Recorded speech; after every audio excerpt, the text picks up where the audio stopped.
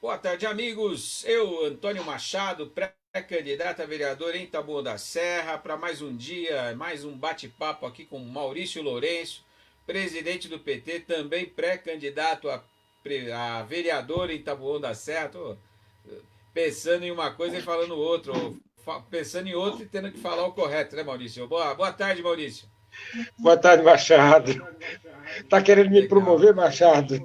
Então, rapaz, se você quiser, entra na disputa com o professor Oderlan. Amanhã, quando falar assim, quem é candidato aqui, você levanta o dedinho e fala: opa, tô na fila, Oderlan. Tava escondendo o jogo. Mas, ô Maurício, eu vou começar aqui, como sempre, bater um papo contigo aqui a respeito do Covid, né? A gente falou na segunda-feira os números e agora fica um pouquinho mais espaçado, então, em vez de falar todos os dias, a gente acaba tomando um susto, né? Eu olhei aqui, Taboão da Serra, 186 óbitos. No dia 22, estava com 182. Significa que em 3 dias, né? Nos últimos 3 dias foi em média 2 por dia. 186, era 184 ontem, 182 na quarta-feira. Quer dizer, quarta-feira, dia 22. Ou seja, em 3 dias, 6 óbitos, 4 óbitos, que dá a média de 2 por dia, e a gente espera e fica torcendo e comemoramos aqui que a média estava dando de um ou dois, um por dia, né? E agora voltou a 2. Isso significa que em Taboão da Serra os números não estão legais. Número de casos confirmados 2.366, era 2.152. Você vê o salto que deu de número de casos confirmados, né? Por mais que o prefeito fale, não, é porque agora a gente está testando mais. Testando mais era o que deveria ter sido feito desde o início, né? Hoje a gente acaba sendo repetitivo, mas a gente tem que ser, porque antes a gente comparava os números do Brasil, os números de São Paulo, os números da Grande São Paulo, onde nós nos encontramos, com os números da Europa, com os números que a Itália tinha, que a Espanha tinha, que a Alemanha tinha, e lógico, os primeiros números lá que a China apresentou para o mundo. Na realidade, os bons exemplos, porque havia uma negação de se analisar os números chineses, então a gente ficou aguardando o resultado do trabalho feito na Europa, no caso Portugal, Espanha, Itália, Alemanha, né, os países suíços ali, né, a Suécia, a Suíça, a Dinamarca, a própria Inglaterra, o que eles iam fazer, como eles iam fazer, qual era o resultado. Então a gente entrou naquele primeiro momento sem saber o que fazer, mas analisando os números europeus. E hoje, graças a Deus, a gente tem números, né, para comparar aqui no Brasil. E aqui no Brasil, Araraquara, que a gente falou, virou um exemplo do que tem que ser feito de forma correta, né, com o Edinho Silva. O que no primeiro momento ele apareceu nas manchetes dos jornais brasileiros como um prefeito que estava contra, contradizendo o Bolsonaro, fazendo diferente, proibindo o cidadão na rua, fechando as praças, ele foi para o extremo.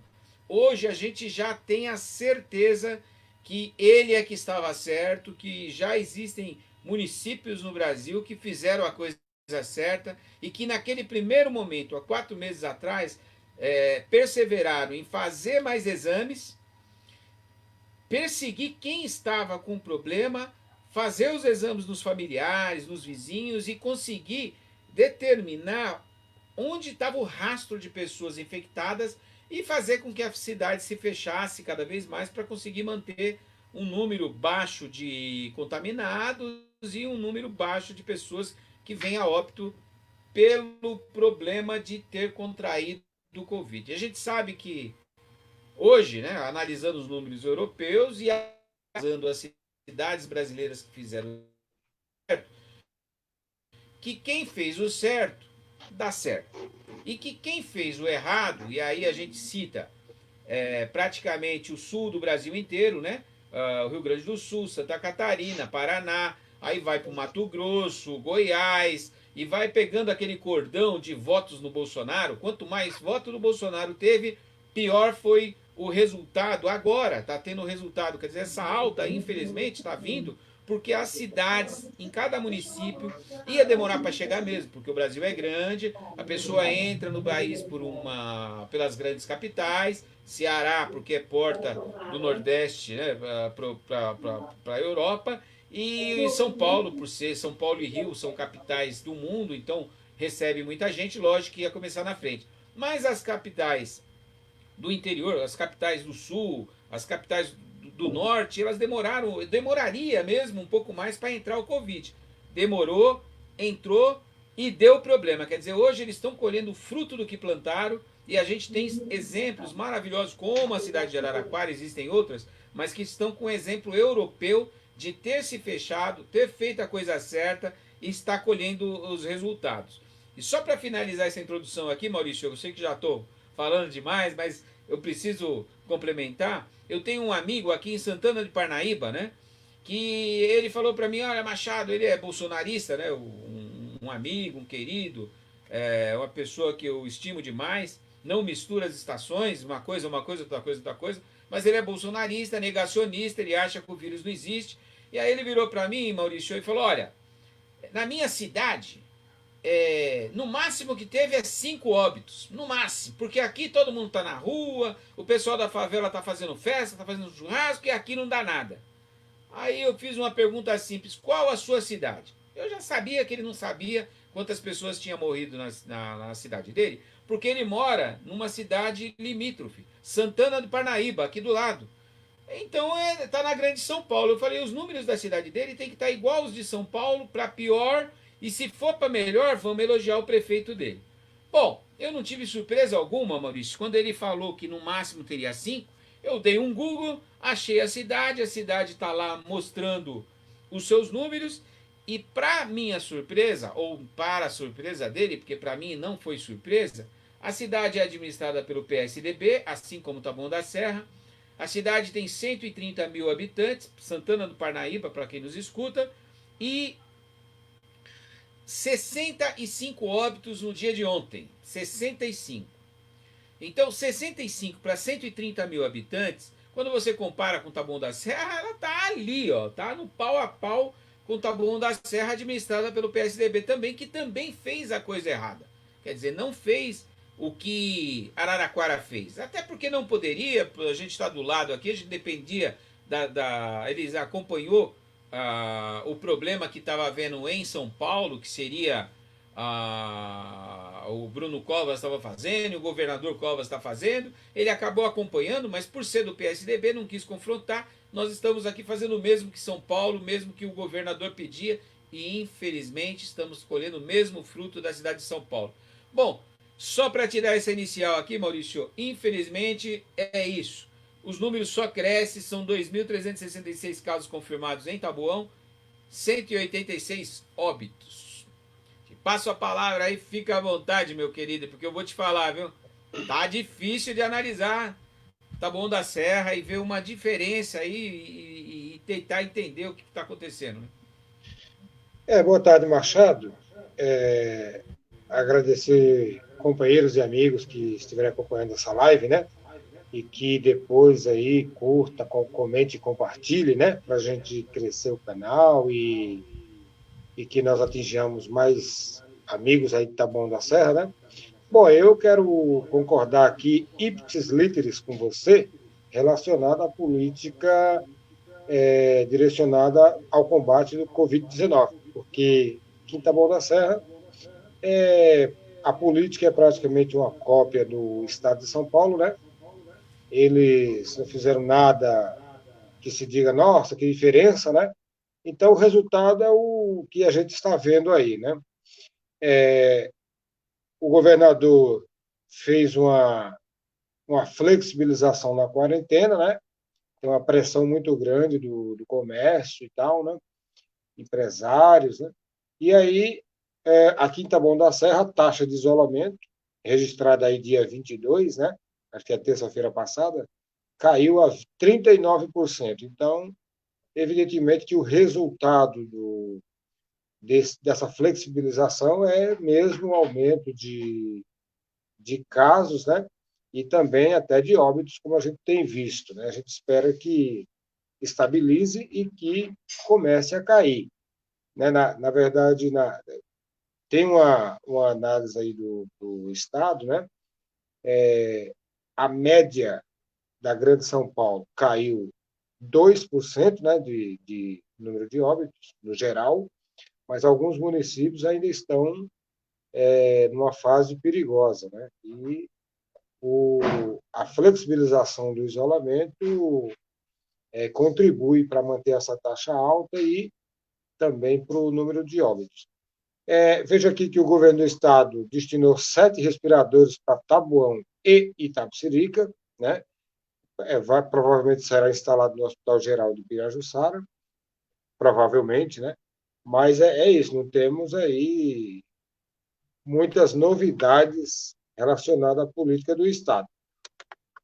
Outra coisa que também faz parte desse contexto é a agenda que o governador fez, né, para volta às aulas, dia 8 de setembro, e também tem uma notícia aqui na Rede Brasil Atual que diz que o governo do estado não vai conseguir atingir a meta para cumprir esse calendário a partir de 8 de setembro. É um complicador a mais, né? Deixar voltar às aulas aí mais de 1 milhão de alunos no estado de São Paulo. Aqui em Taboão da Serra também tem uma quantidade grande, né? São 35 mil alunos na cidade, e se todos voltarem às aulas presenciais, aumenta consideravelmente o risco do aumento da contaminação, né? E também que vai acabar gerando mais óbitos, né? Porque a criança vai para a escola, depois vai na casa da avó, vai na casa da mãe, olha só a quantidade de contato que vai existir, e também vai ter problema nas famílias, né? Então não adianta voltar às aulas e continuar essa, essa a pandemia se espalhando aí pela cidade. Então eu acho que assim, como diz aquele slogan, né? Um ano letivo aí, né? Você recupera, agora a vida de ninguém será recuperada caso seja contaminado e venha a óbito, né? Então vamos preservar vidas e porque 2020 tem que ser dedicado ao combate a essa pandemia global que está aí, que é o Covid-19. Acho que é isso aí para iniciar com você. Não, bacana. Na realidade, é o que eu estava colocando para você, né? Fica difícil da gente analisar Tabuão ou o município desse amigo, né? É Mazinho o nome desse amigo, ele está sempre no Facebook debatendo com os meus petistas do coração e fazendo com que o pessoal fique meio revoltadinho com ele, mas eu falo, calma, esse é o meu bolsominion de estimação. Deixa aí, o pessoal pede para limar. Não, lima ele, lima ele. Eu falo, não, tem que ter um para a gente usar de spine, para entender como as pessoas, Maurício, infelizmente, estão mal informadas, né? Ele levanta de manhã, vai trabalhar e volta.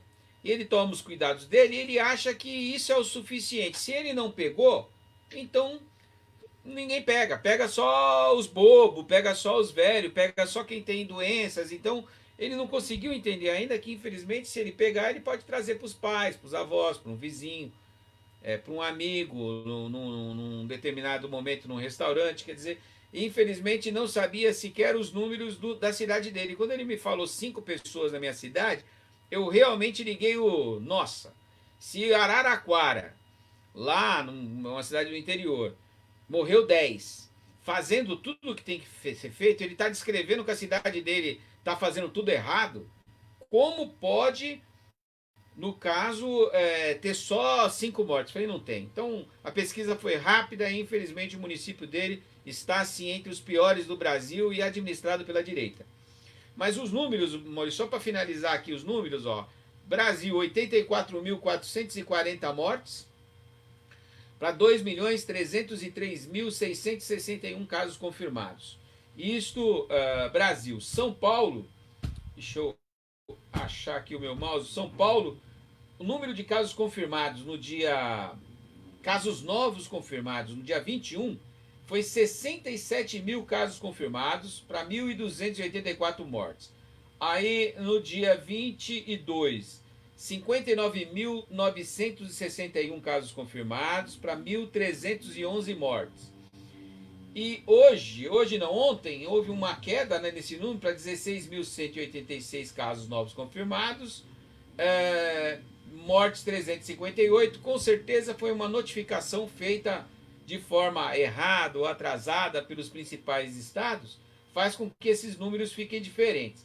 Mas o número de mortes por estados, só para complementar essas informações para quem nos escuta, são São Paulo 20.171, Rio de Janeiro 12.535, Ceará 7.374, Pernambuco 6.211, Pará 5.616 casos de mortes. São os estados, né, com maior número de população, logo, lógico, vai ter um maior número de mortes. A gente não está colocando aqui que um estado é melhor do que o outro, apenas chegou o Covid primeiro em São Paulo e Rio de Janeiro e no Ceará, porque ali tinha um aeroporto internacional que chegava muita gente no Brasil. Então a gente tem, para analisar os números, você tem que vir com inteligência. Então naquele primeiro momento, muita gente, o Ceará governado pelo PT e olha lá como é que tá. Eu falava, calma, tem um aeroporto internacional, é por ali que o negócio entra.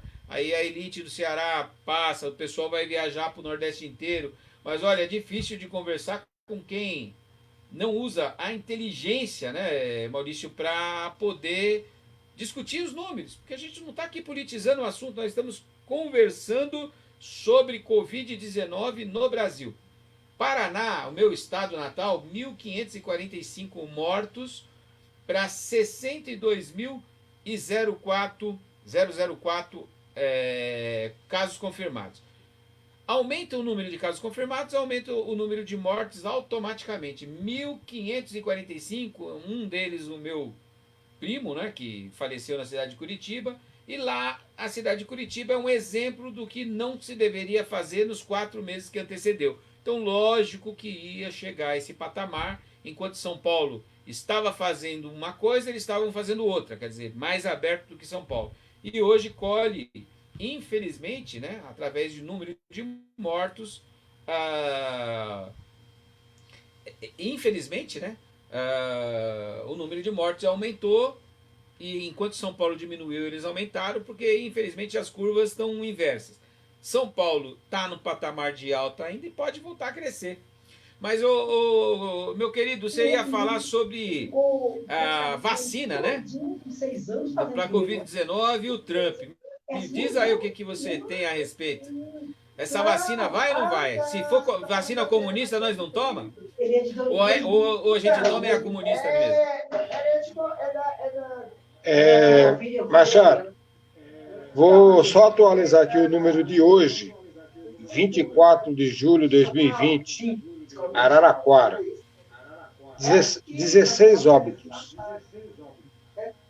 24 de julho de 2020. Comparado, no geral, continua recorde absoluto. Continua recorde absoluto no combate, né?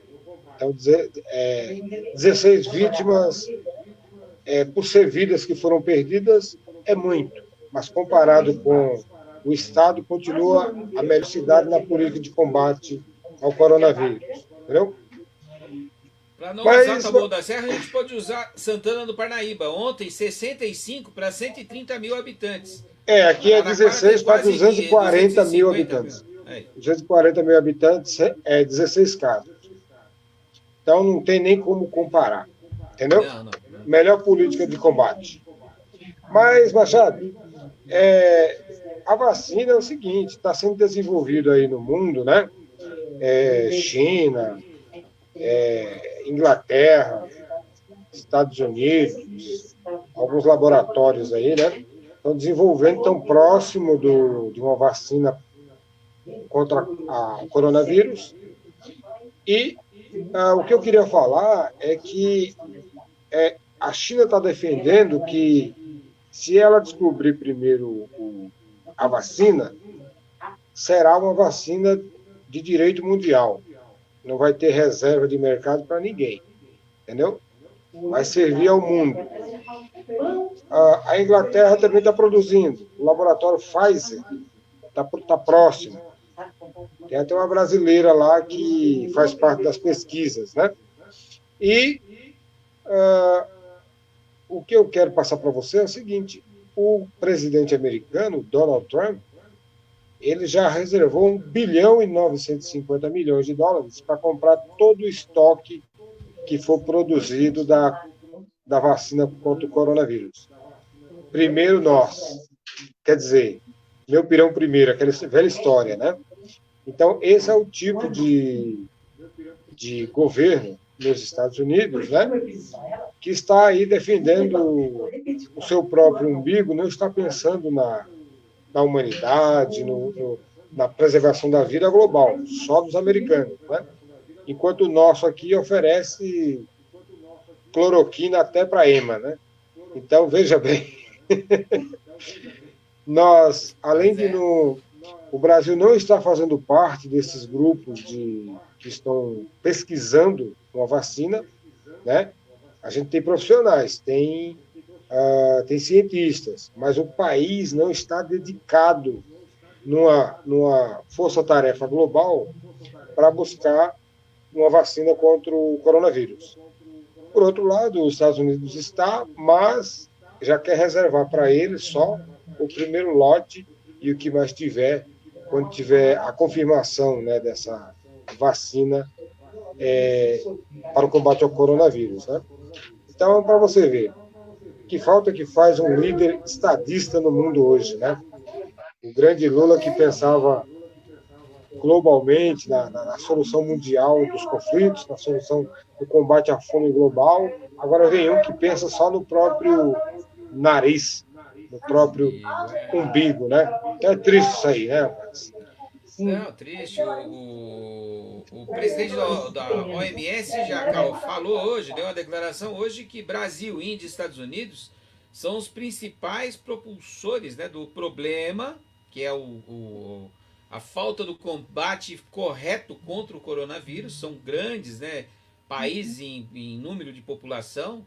São 340 milhões nos Estados Unidos, 220 praticamente no Brasil.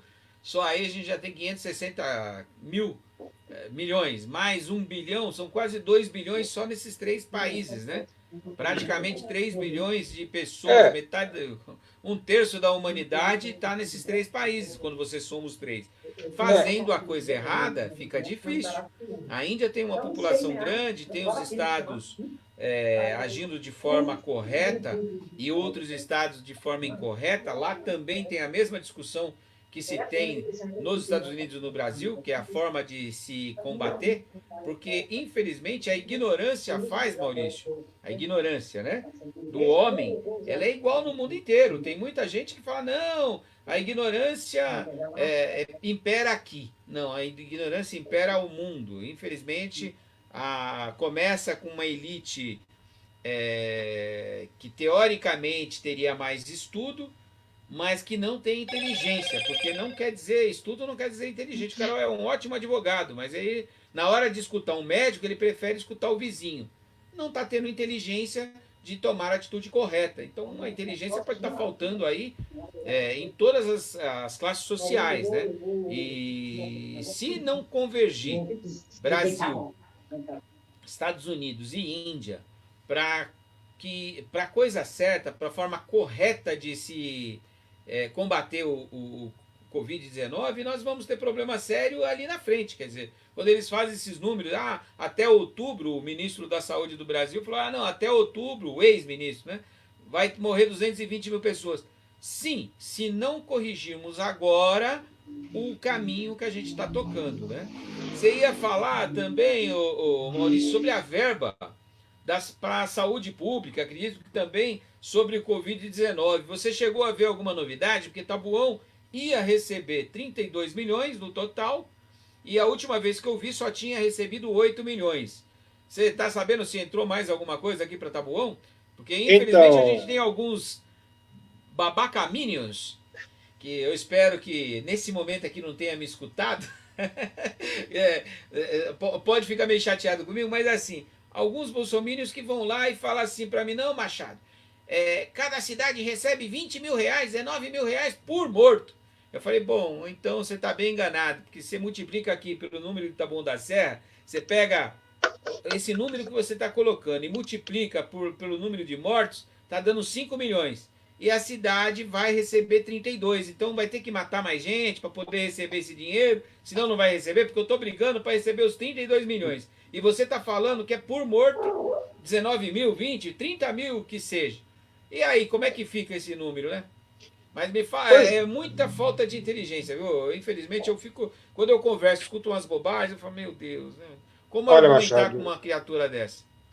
na verdade, tem um pessoal que acredita mesmo que os prefeitos, governadores estão colocando o nome nas mortes, né? O nome nas mortes de coronavírus para ganhar dinheiro.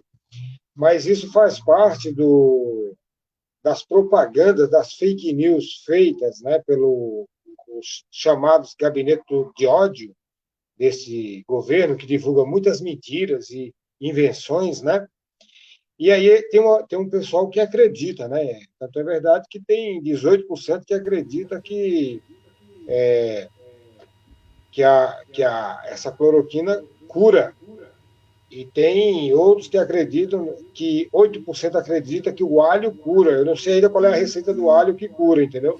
Mas tem um pessoal que acredita. Vai fazer o quê, né? Porque tudo que vem para eles é esse tipo de informação. Mas, assim, a verba da saúde, que foi reservada naquele chamado orçamento de guerra, né? Que foi aprovado pelo Congresso, é bom dizer, né? Na verdade, o presidente nada fez para o combate à pandemia. Nada fez, é tudo Congresso Nacional, pressão da oposição, pressão dos partidos progressistas, PT, PSB, PDT, PCdoB, PSOL. É esse partido que faz o combate e acaba aprovando no Congresso Nacional, né? Com aquele molenga do Rodrigo Maia lá, né? Mas, assim, estavam reservados aí nesse orçamento de guerra 38 bilhões e 900 milhões de reais para ser enviado aos estados e municípios.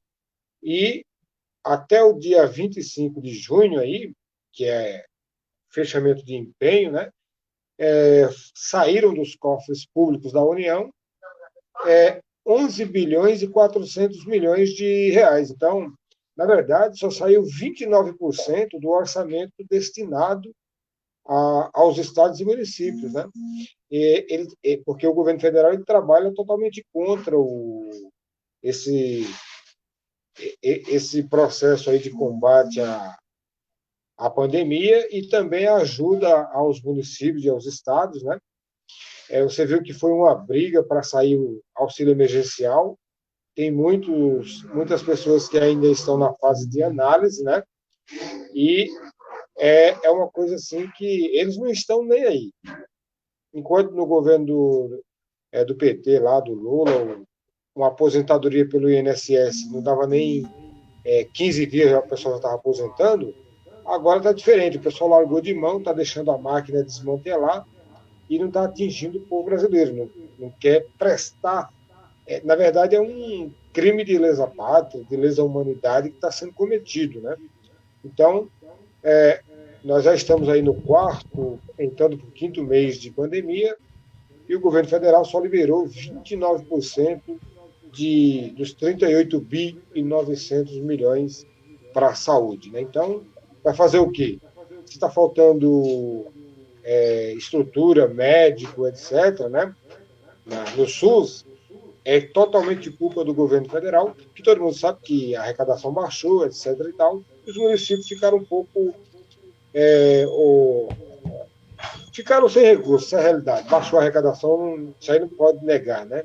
Mas a ajuda que foi aprovada não está chegando no tempo que deve ser o correto para ajudar ajudar a população dos municípios, que é no município que a população mora, é no município que a população vai no posto de saúde, é no município que a população vai fazer o exame ou não, né? Então, como eu te falei agora, é por isso que nesse quarto mês de pandemia é que o governo do estado de São Paulo está mandando 7 respiradores para o Hospital Geral, que tem 200 leitos, né? quer dizer, não é só para Embu e Taboão, é para toda uma região, né? Eles dividem aí os leitos, né? Com toda a grande São Paulo, na verdade, na realidade, né? Então Exatamente. é muito pouco para essa nossa região, que tem quase até mais de 1 milhão de habitantes e tem 2 hospitais gerais, né? Eu acho importante também, viu, Machado, a gente dar falar um pouquinho, 1 minuto qualquer, na aprovação do Fundeb no Congresso Nacional, porque a Sim, aprovação do verdade. Fundeb permanente, colocar na Constituição, porque foi feito esse projeto lá o Fundef, lá no governo do Fernando Henrique, aí veio o governo do PT, aumentou a quantidade de serviços e recursos, né? Criando o Fundeb, que é do, da creche à universidade, né? Recurso da educação. Então, foi aprovado por 499 votos a 6, né? Então, os 6 que votaram contra é justamente aqueles mais radicais bolsomínios que me parece que vivem em outro planeta, né? E o Partido Novo fazendo aquelas críticas de sempre, né? Que eles defendem só banqueiro. Mas é importante registrar essa vitória da população brasileira e esse convencimento do Congresso Nacional de uma forma geral, né, 499 votos, na aprovação do Fundeb permanente. Né? E a nossa bancada é unanimidade a favor do Fundeb, da continuidade, que como a gente já estava divulgando, se não fosse continuado, Taboão da Serra ficaria com menos 70 milhões de reais no orçamento. Veja você. Então, acho que é importante registrar isso nesse primeiro momento aí. Não, perfeito. E, bom, em complemento a isso, só o que você estava falando aí, eu fiquei muito feliz com a votação do Fundeb. Era uma coisa que desde o golpe se tinha a preocupação de que tinha que ser votado, e principalmente de uma forma definitiva. Ainda não é definitivo, porque passou na Câmara dos Deputados, vai ter que ter uma segunda votação, vai para o Senado, vai ter que ter a votação. E quando chegar na mão do presidente, o presidente precisa sancionar. Então a gente sabe que tem um caminho longo aí a ser percorrido, mas a gente tem que comemorar o que a gente tem para hoje. E isso é uma comemoração que a gente não vai deixar de fazer. A esquerda se posicionou, pressionou, a população fez a sua parte ao pressionar os deputados e foi uma vitória assim, nossa da esquerda que luta por isso. Porque infelizmente esse governo que está aí foi eleito pelo povo para trabalhar contra, tentar tirar a verba da educação. Isso foi o que eles tentaram fazer durante todo o tempo. Aí ele fala, mas os deputados do governo é que votaram, então foi nós que fizemos. Não temos problema nenhum. Quando a coisa é certa, foi feita do jeito certo, não há problema nenhum. A gente não vai ser contra, né, Maurício? O PT votou totalmente a favor da aprovação do Fundeb, porque é bandeira histórica, a gente criou, está lá na Constituição, infelizmente não foi definitivo, né? Teve que ter esse período aí, e agora com a assinatura da lei a gente espera que fique definitivo, que vire uma política de Estado, né? Não era de Estado, era de governo, agora a gente espera que com as votações aí que vão vir, fique, né? Fixe como um programa de Estado.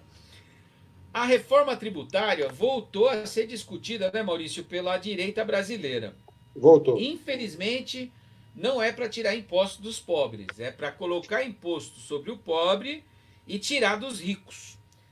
Fazer imposto para fazer rico pagar, bilionários pagar, viu, gente? Não é quem ganha 10 mil reais, nem quem ganha 7 mil reais, nem quem ganha 5 mil, muito menos quem ganha menos. A gente está falando dos super ricos.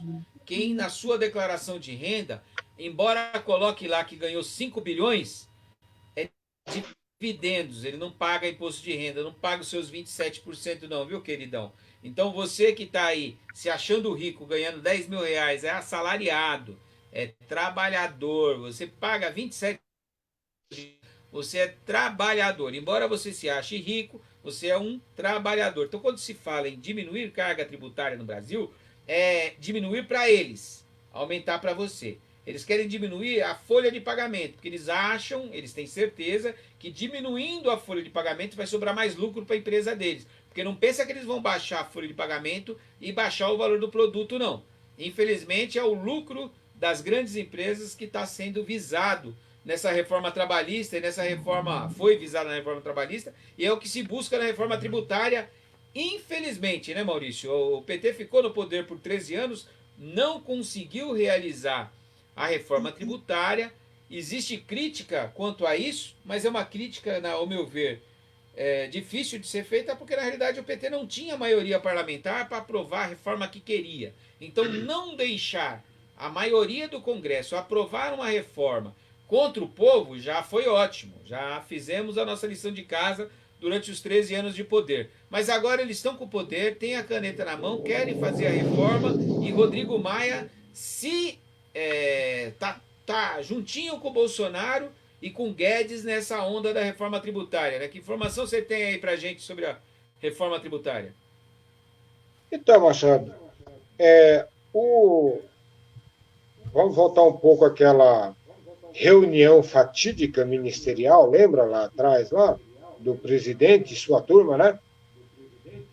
Essa reforma da tributária é daquele cidadão lá, que coloca granada no bolso do servidor, sabe aquela coisa? Que tem aquele ministro do Meio Ambiente que diz que tem que aproveitar que o pessoal está de olho na Covid para passar a boiada. É dessa turma aí essa reforma tributária. O que acontece? O Guedes, ele, dia 21, ele foi lá, isso foi na terça-feira, né? Ele foi ao Congresso Nacional, aproveitando aí esse movimento no Congresso por conta da votação do Fundeb, né? E outras propostas que estão em andamento, e apresentou lá, aproveitou para apresentar uma proposta de reforma tributária. Ele quer trocar. Primeiro, ele quis trazer a CPMF com um outro nome, né? CP. Então, ele quer 0,3% das movimentações financeiras digitais, né? E isso você vê como é que é a coisa, né?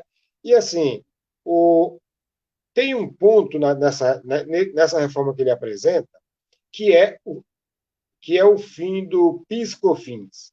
O PIS/COFINS são duas contribuições que fazem parte do orçamento da Seguridade Social, né? Ajuda a financiar a Previdência Social e Saúde. Em 2018, essa contribuição PIS/PASEP, PIS/COFINS, arrecadou 310 bilhões de reais, né? De um total de 1 trilhão 540 bilhões. Então, o que acontece? Ele quer fazer uma taxa única ele quer criar a CBS, Contribuição sobre Bens e Serviços, uma taxa única de 12%, né? Sobre a folha das empresas.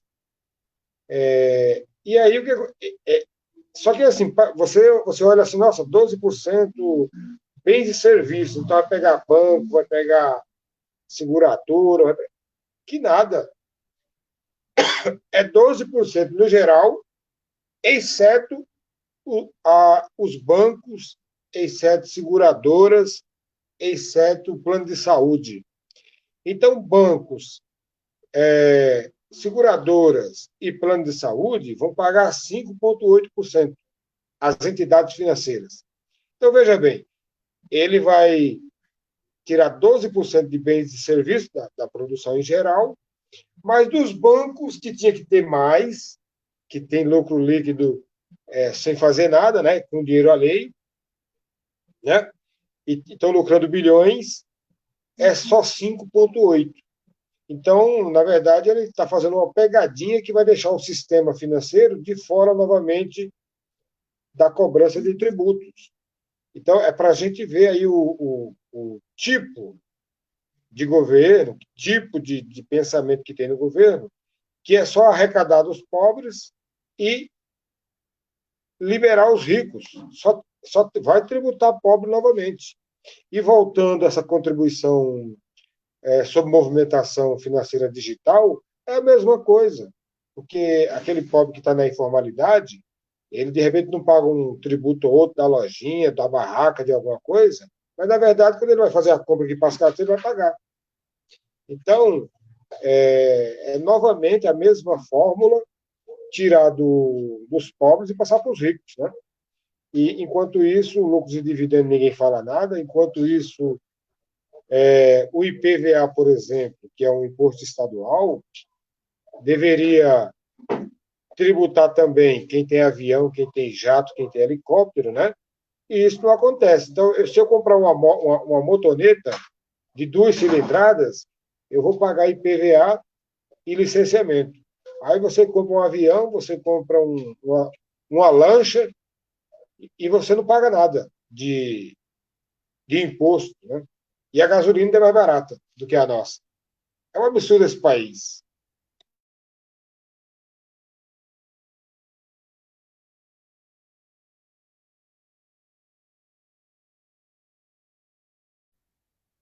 Ativa o som.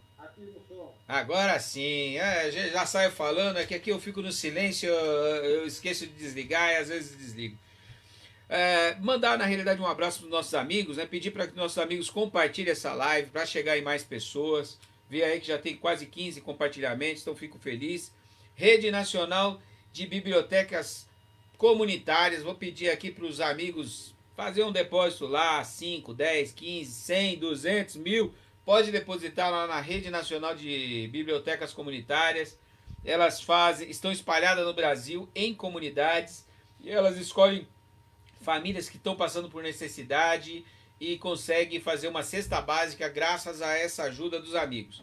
Então, conta da Caixa Econômica Federal, tipo 003, por ser conta jurídica, né?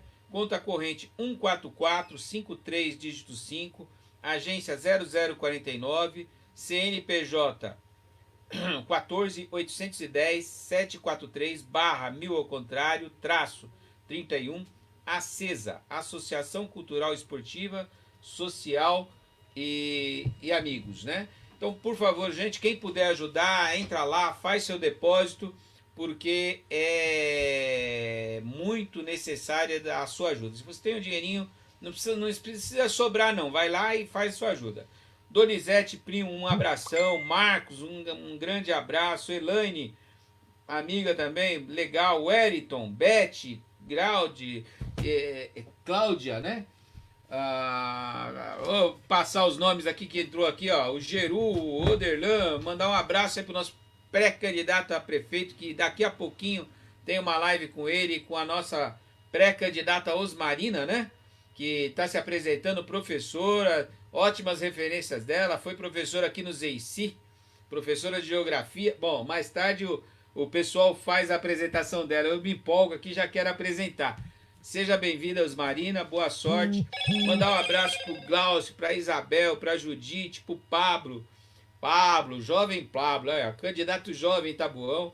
Vitória, mandar um abraço pro Dirceu, mandar um abraço pra Idália. Bom, são amigos da gente que a gente manda um abraço, que passa sempre pela live aqui. O Noel, mandar um abraço pro Noel também, bem grande, viu, Noel? Felicidades. Entregar um abraço para os familiares, pedir para compartilhar, amigos, compartilhe a live, que precisa chegar em mais gente saber o que está acontecendo em Tabuão de uma forma diferente. Um bate-papo aqui, a gente vai batendo um papo, esclarecendo, trazendo informações confiáveis, porque aqui, né, Maurício, aqui a gente fala o que é real, não tem meia palavra, a gente não está aqui para falar mal de ninguém, a gente está aqui para mostrar o que está acontecendo no Brasil e no mundo, se possível em Taboão da Serra, né?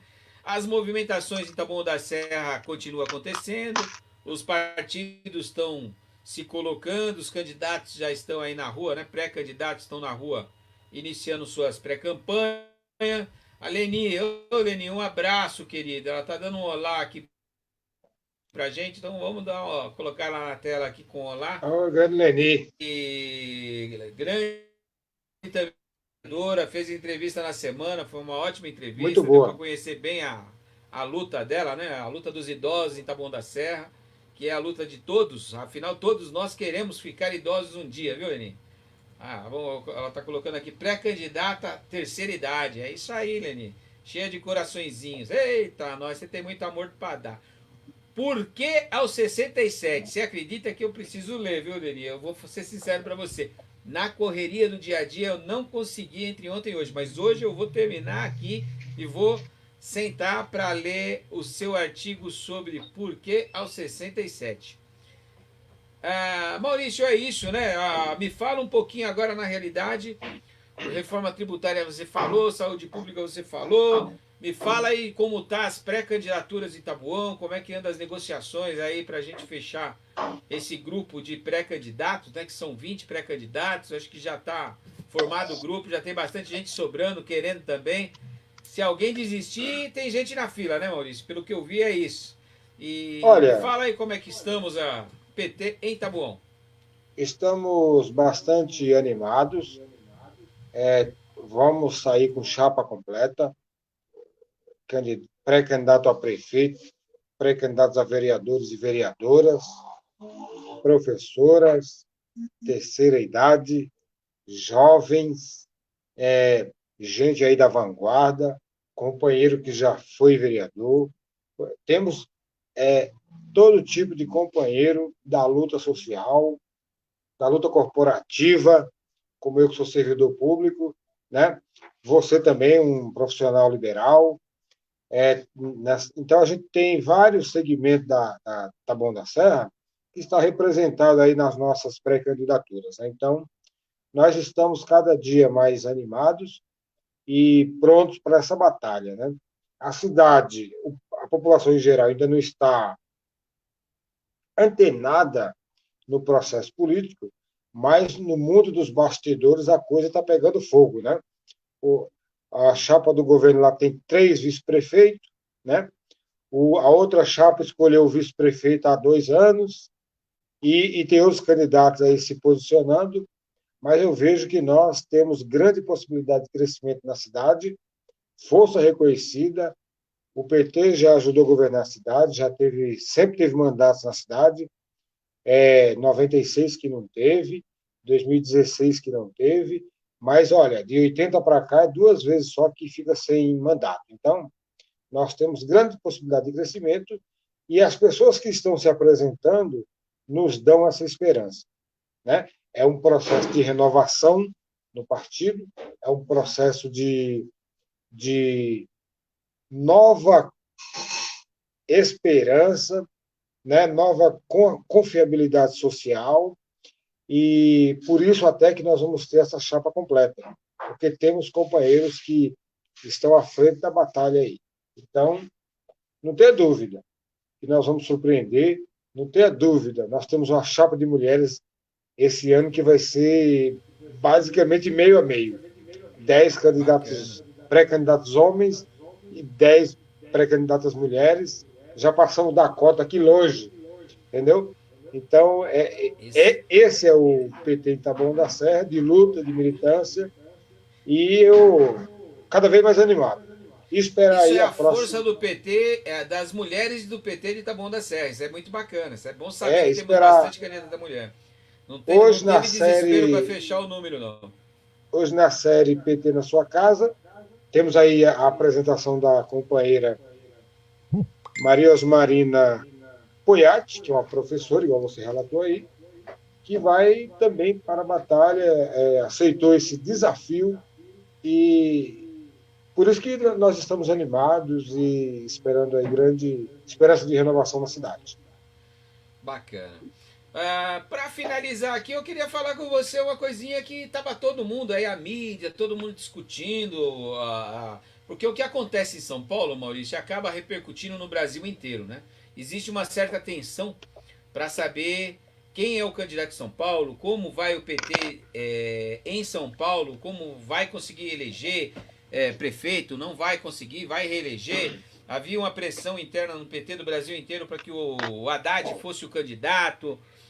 A gente teve 8 candidaturas, né? O Suplicy foi candidato derrotado, teve uma candidata que eu não me lembro agora, o nome agora, lá da cidade de Tiradentes, que se colocou, esteve na disputa. teve vários deputados saíram na disputa para essa vaga, e numa disputa interna grande, em debates maravilhosos, saiu o pré-candidato vitorioso, o Tato.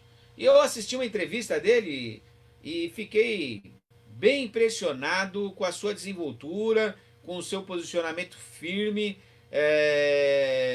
e a sua análise sobre as pesquisas. Ele colocou muito do que a gente tinha falado aqui na segunda-feira sobre as candidaturas, né?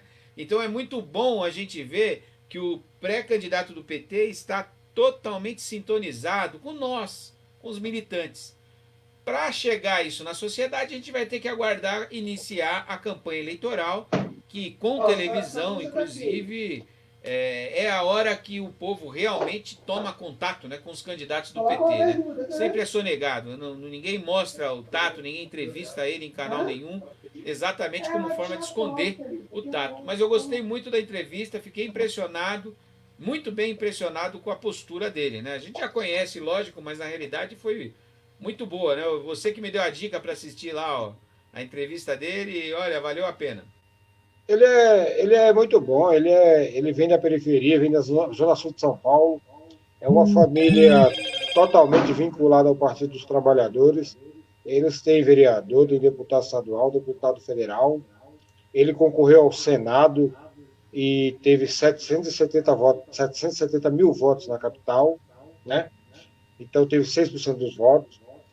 Nas pesquisas que têm saído aí, umas pesquisas que as pessoas nem estão sabendo que vai ter eleição ainda, né?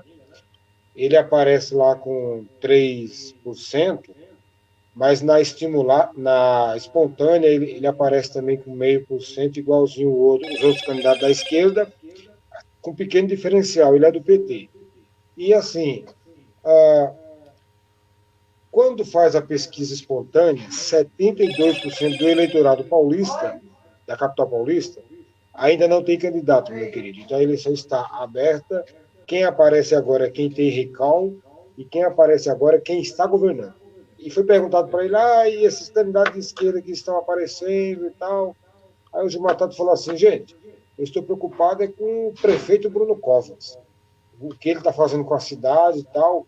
É essa disputa que eu quero fazer, com quem é o prefeito. O prefeito é Bruno Covas, e nós vamos disputar com ele. Porque o PT tem legado na cidade, o PT tem 3 mandatos na cidade, todos têm marca, né? Então não tem como o PT ficar, vamos dizer assim, sozinho na capital. O PT tem uma militância arraigada, forte, é onde nasceu o PT, entendeu? Então, ele não está nem preocupado agora com essa questão de pesquisa e tal. Você lembra que tem um candidato na capital que sempre sai com 25%, 30% e acaba com 10%, 12%, 8%? Tem esse candidato, não tem? Por quê? Porque ele tem um programa que ele fica 4 anos na televisão e depois ele aparece para ser candidato. Então, nome mais se você pergunta, né? O eleitor fala fulano, mas na hora do voto é diferente. Só que na hora do voto é a hora que o eleitor realmente analisa, né? E eu tô sentindo, viu, Maurício, nas ruas, com quem eu falo, o cidadão está querendo dar o troco, mas vai dar o troco na hora certa. Tá caladinho, mas não no quer meio... discussão e não é hora de política ainda. Então, na realidade, nós que estamos dentro da política, a gente tem essa ansiedade de ver o resultado. Por isso que eu coloquei que a imprensa, mesmo a imprensa de esquerda, né, os jornalistas, eles cobravam muito uma união do PT com o PSOL, como uma forma, mesmo no Rio de Janeiro, de já aparecer. Não é assim, gente. O tempo do partido, os partidos sabem, os políticos têm um contato com o povo diário, então a gente sabe exatamente qual é a hora de falar.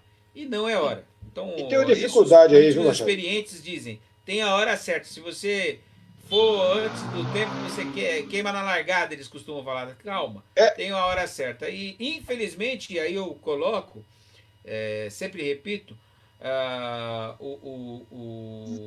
os partidos de direita fizeram uma modificação para a eleição de 2016 que os partidos de esquerda não conseguiram mudar e que deu certo para eles. Então eles não vão voltar mais ao que era. Porque eram 90 dias de campanha, se eu não me engano, né? e baixaram para 45, como forma de Com medo de fazer com nós. que a imprensa não pudesse pudesse bater na oposição e na esquerda até a marca de 45 dias. Antes era até 90 dias. Então, eram 3 meses que a imprensa não podia, tinha que ser imparcial. Então, a imprensa tinha que ser imparcial por 3 meses Exato. antes da eleição. Eles diminuíram isso para 45 dias. Então, um candidato na última eleição em 2016, foi a primeira com essa regra, no caso, eles pararam de bater no Haddad em 45 dias. Né? No 45 eles pararam. O Haddad começou a fazer a campanha com menos de 5% de eleitores querendo ele. Era mais ou menos por aí, porque ele apanhava por 4 anos. Quando chegou na véspera da eleição, 45 dias, eles mudaram. Quando ele começou a aparecer, que começou a subir, o Russomano, você não quis falar o nome, a gente pode falar, o Russomano estava lá com 30 e foi baixando, e ele subindo, não deu tempo dele pegar esses votos do Russomano. O que aconteceu é que se ele tivesse mais 45 dias, ele teria.